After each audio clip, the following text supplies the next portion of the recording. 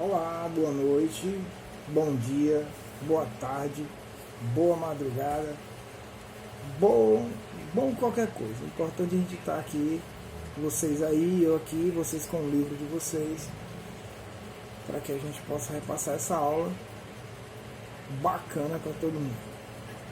Então, essa é a nossa terceira aula, aula 3, da sexta-feira, dia 11 de setembro de 2020. Ela vai ao ar a partir das 8 horas da manhã e nós vamos falar hoje sobre o poder da Igreja Católica no medievo, na Idade Média. A Igreja Católica era a entidade mais poderosa da Idade Média, porque ela tinha o poder material, que eram as terras, e tinha o poder imaterial, que era o poder espiritual. Mas de onde vem todo esse poder? Esse poder da igreja, ele vem a partir da crise do Império Romano. Porque com as invasões dos povos bárbaros vai haver um crescimento da insegurança e do medo. Dessa maneira, a igreja vai ocupar esse espaço, trazendo uma tranquilidade espiritual para essas pessoas que moravam nesse período da Idade Média. De início, esse poder material da igreja, o dinheiro, vinha de esmolas, de doações. Depois, ele passa pela doação de terras, grandes extensões de terra, e acordos políticos que vão levar à isenção de impostos. Então, como ela não paga imposto, como ela não paga taxas nem tarifas, ela consegue acumular mais riquezas. E o poder espiritual que vinha dos bispos, que vinha da grande autoridade do bispo de Roma, sobre os outros papas. Assim, o imperador, no ano de 445, o imperador Valentiano, ou Valenciano III, no ano de 445, para dar maior autonomia à sociedade, ele diz que o bispo de Roma vai ser o bispo dos bispos, e ele vai dar o nome de Papa, ele vai ser o herdeiro do apóstolo Pedro, de São Pedro, para dar continuidade à Igreja Católica. Esse bispo, então, vai receber o nome de Leão I, e o seu bispado vai do ano de 445 até o ano 461. Abaixo do Papa, como a gente viu, vinham os bispos, os padres, os párocos, e esses, por eles terem um contato com a população, com o povo, eles ficaram conhecidos como clero secular, porque tinham contato. Eles realizavam vários sacramentos, como batismo, os casamentos, as missas, realizavam as missas. Então eles tinham bastante contato com a vida do povo, o cotidiano do povo em si. Ok? Então esses bispos, esses padres, esses papas, por eles terem contato, eles tinham grandes riquezas, eles acumulavam grandes riquezas, mas essa riqueza, ela ficava apenas sobre a posse deles, eles não ficavam com eles, porque quando eles morriam, já que eles eram proibidos de se casar, eles tinham proibido de se casar, todos os bens permaneciam na igreja. Vamos dar uma hipótese, se o padre tivesse um terreno e ele se casasse, quando ele morresse, esse terreno passava para a esposa dele e para os filhos. Como era proibido se casar, todo esse patrimônio, toda essa riqueza permanecia nas mãos da igreja. Por isso a igreja era muito rica e poderosa. Vamos na página 195 olhar o tópico esforços em favor do cristianismo. Então, diante disso, como esses padres, esses bispos, o clero secular tinham um contato direto com a população e com o povo, com o tempo eles começaram a praticar uma vida de luxúria, uma vida ociosa, e isso vai provocar uma certa rebeldia com outros membros da igreja, outros católicos, outros cristãos. E esses cristãos eles vão se recusar, eles vão se afastar dessa vida. E até que vai surgir no ano de 529 os famosos mosteiros. O primeiro mosteiro vai ser criado por Bento de Núrcia, que tinha o lema Ora et Labora, que era orar e trabalhar, trabalhar e orar. E ele fica conhecido como Mosteiro de São Bento. Lá existiam 3 regras bem rígidas, que era voto de pobreza pessoal. Então esses membros do Mosteiro de São Bento, eles não poderiam ostentar riqueza. Eles tinham uma obediência aos seus superiores e obedeciam cegamente à castidade. A castidade, vocês sabem o que é. Quem não sabe o que é, depois vai lá no Google, aproveita que está lá na internet, vai lá no Google e vê o que é a castidade. Então, por eles manterem uma rígida obediência às regras, esse clero fica conhecido como clero regular. Olha o surgimento dos 2 cleros. Clero secular, aquele que nós vimos, dos padres, dos bispos, dos párocos, e o clero regular, que era formado pelos membros que ficavam nos mosteiros. Esse clero regular ele foi muito importante durante esse período da Idade Média, porque eles difundiram vários conhecimentos, várias técnicas agrícolas, eles desenvolveram, aprimoraram. Eles também foram importantes porque eles se ocupavam de cuidar dos doentes nos hospitais, de fazer doações. Então, esse clero regular, ele foi muito importante pela sua atividade de filantropia, de ajuda e pela difusão do conhecimento. Eles ficavam lá nas abadias, tipo uma parte do mosteiro, onde eles ficavam escrevendo, traduzindo textos gregos da Grécia clássica. Eles foram muito importantes. Então, nesse momento desse poder, dessa importância da Igreja Católica no século, na Idade Média, vão surgir um movimento famoso, muito importante de se estudar. Já foi feito filmes, foram escritos vários livros, que é chamado de As Cruzadas. O que eram as cruzadas? Então, para a gente saber o que foram as cruzadas, a gente tem que entender que esses cristãos sempre eles realizavam peregrinações a locais sagrados. O que era peregrinações? Sempre eles iam lá nos locais sagrados. Que locais sagrados eram os principais na Europa nesse período? Eram Roma, cidade de Roma, Santiago de Compostela e Jerusalém, que é conhecida como a Terra Santa. O que eles iam fazer nessas peregrinações, nesses locais sagrados?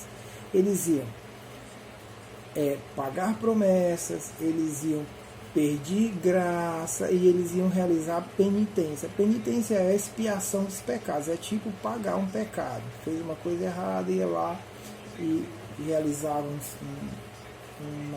uma atividade e o pecado dele estaria absolvido.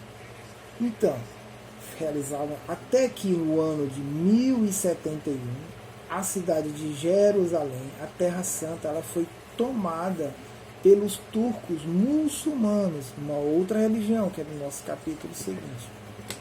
Então, quando a cidade de Jerusalém foi tomada pelos turcos muçulmanos, o que eles fizeram? Eles proibiram essa peregrinação dos cristãos. Com essa proibição, então, o Papa Urbano vai então convocar todos os fiéis com uma promessa de que quem lutar para a retomada de Jerusalém, a Terra Santa, vai ser absolvido de seus pecados e vai para o céu. Então, o que eram as cruzadas? Observe, eram expedições militares, iam para a guerra mesmo. Organizadas por quem? Pela Igreja Católica, que tinha o apoio dos principais reis da Europa. E ela aconteceu entre os séculos XI e o século XIII. E o objetivo era a retomada da Terra Santa. Qual era o motivo, além desse, de retomar, de fazer as peregrinações, que era o motivo religioso? Então, além do motivo religioso, existia a motivação econômica e existia a motivação social. Qual era o motivo religioso? Nós já vimos, vocês já compreenderam muito bem, que era poder fazer as suas peregrinações de volta à Terra Santa. Por que Terra Santa? Você sabe, Jerusalém, porque lá é onde Jesus fez a maior parte da sua pregação. Os motivos econômicos. Aqueles nobres europeus que não tinham terra, o objetivo deles era obter terras que eles iam tomando com essa luta. Então, como era a nobreza europeia nesse período? Só tinha direito à herança o filho mais velho. Só o filho mais velho tinha direito à herança. Os outros filhos, como nós vimos, eles iam ou para o exército ou para a religião. Então, esses que não tinham direito à herança eram justamente esses nobres que iam fazer parte das cruzadas, com o objetivo econômico de conquistar terras. Os mercadores, outro objetivo econômico, pretendiam aumentar o fluxo, o comércio com o Oriente, a troca de mercadorias. E as pessoas comuns, eles objetivavam o quê? Eles não tinham nada mesmo. Então, queriam, primeiro, já que tinham bastante fé, era obter a salvação para dar um sentido religioso à sua vida. Ou seja, que sua vida não tivesse sido em vão e que eles pudessem ser salvos. Já eram tão pobres que iriam ir para o reino dos céus. Diante disso, foram organizadas várias cruzadas, muitas cruzadas, dando destaque primeiro para a primeira cruzada, que aconteceu em 1096 e foi até 1099. Dela participaram mais de 50 mil homens de diferentes origens, como nós vimos. Existiam os pobres, os camponeses, os nobres, os comerciantes. Esses, de início, receberam ajuda lá da Igreja Cristã Ortodoxa. Também tinham o mesmo objetivo. Depois, a Segunda Cruzada, que foi liderada pelo rei da França, que hoje faz parte da Alemanha. A Terceira Cruzada, que não conseguiu vencer os muçulmanos. Tudo isso você encontra na página 128. A Quarta Cruzada, e houve também uma cruzada das crianças. A cruzada das crianças, por quê? Porque iam muitas pessoas para essas cruzadas e lá muitos morriam. Não tinham mais homens adultos para fazer parte do exército. Então, como não tinha homem, manda a criança. E as crianças morrem. Essas cruzadas foram muito importantes. E elas trouxeram várias mudanças na Europa neste período. Dessas mudanças, a gente destaca, primeiro, a abertura de novas rotas comerciais entre o europeu da Europa Central, da Europa Ocidental, e o Ocidente e o Oriente. O aumento desse comércio, se aumenta as rotas comerciais, aumenta o comércio, o aumento desenfreado da cobiça e da violência e o enfraquecimento da própria nobreza, porque muitos que iam, quando voltavam, não tinham mais as suas terras e as suas riquezas. Professor, e essas cruzadas tiveram e obtiveram seu objetivo? Não tiveram e não obtiveram êxito. Não. Jerusalém continuou na mão dos muçulmanos. Certo?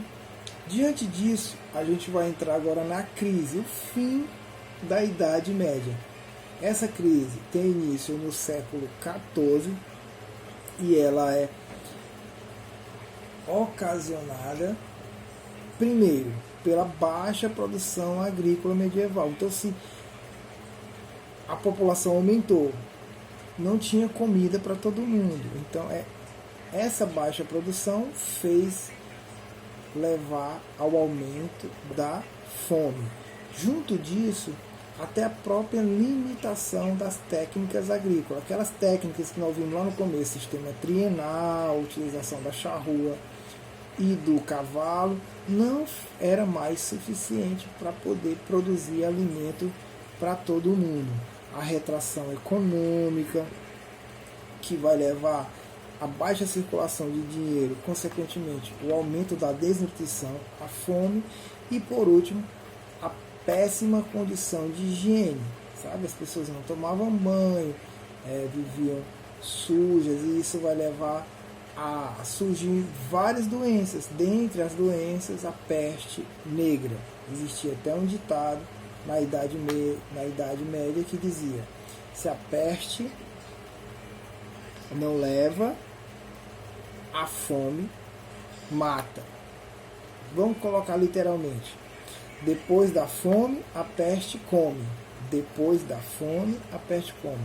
Porque a pessoa, então, tinha péssimas condições de higiene, passava fome, a peste vinha, peste negra, e matava essa pessoa. Então, essa peste negra, que foi uma epidemia, ela alcançou toda a Europa, desde Portugal até a Rússia, a leste, que vai durar de 1347 até 1350. Ela, segundo alguns historiadores, rapaz, meu telefone está tocando, olha Deus. Vou esperar só um minuto de esperar para essa chegou a matar 1/3 da população europeia. 1/3, viu? Da população europeia nesse período. Outro fator dessa crise do século XIV vai ser a Guerra dos 100 Anos. A Guerra dos 100 Anos, que acontece entre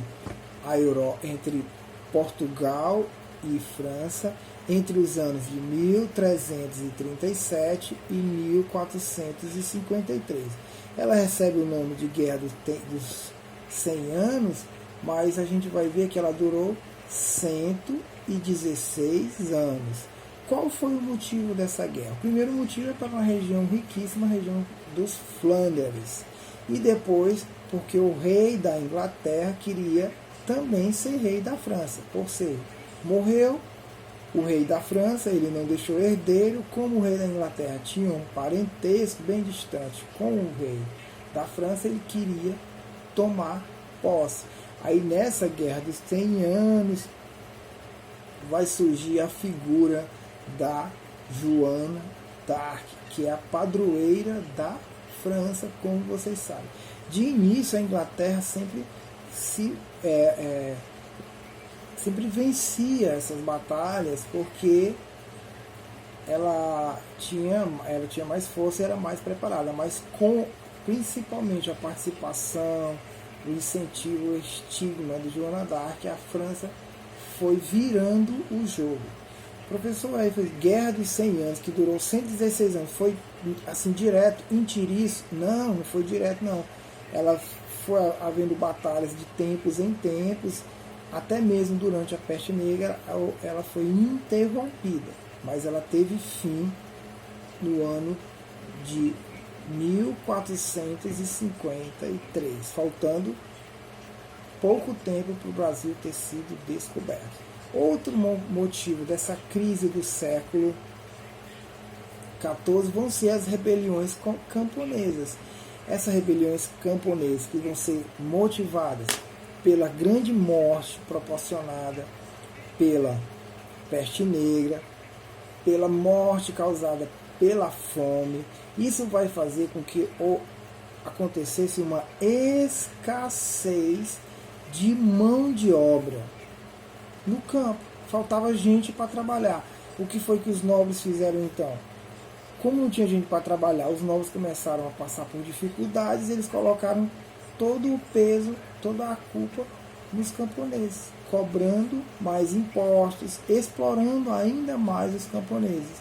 Dessa maneira, os camponeses então se revoltam e vão organizar várias rebeliões. Dentre as mais importantes, a gente vai dar destaque para a Jaquerie, ou Jacquier, que acontece na França em 1358, e a de Wat Taylor na Inglaterra em 1381. Todos são motivos, eles praticam as mesmas ações. Então eles invadem terras, colocam fogo nos castelos desses nobres, eles destroem moinhos. Elas foram duramente reprimidas, mas contribuíram e muito para abalar essa instituição dessa servidão maldita durante a Idade Média, que explorava os mais pobres, certo? Ok? Então, finalizamos o capítulo 10 agora, nossa aula, com esses temas que nós acabamos de explicar para vocês. Tem tudo no livro de vocês. O livro de vocês é o melhor amigo, o folioso. Tem tudo no folioso. Qualquer coisa, está lá a plataforma. Pode mandar as mensagens na plataforma que a gente, quando visualiza, a gente responde.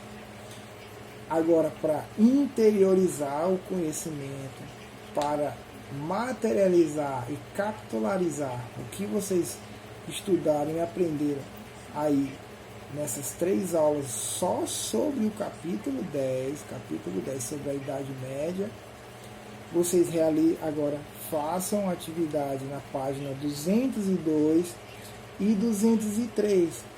Página 202 são 6 questões objetivas que você encontra facinho a resposta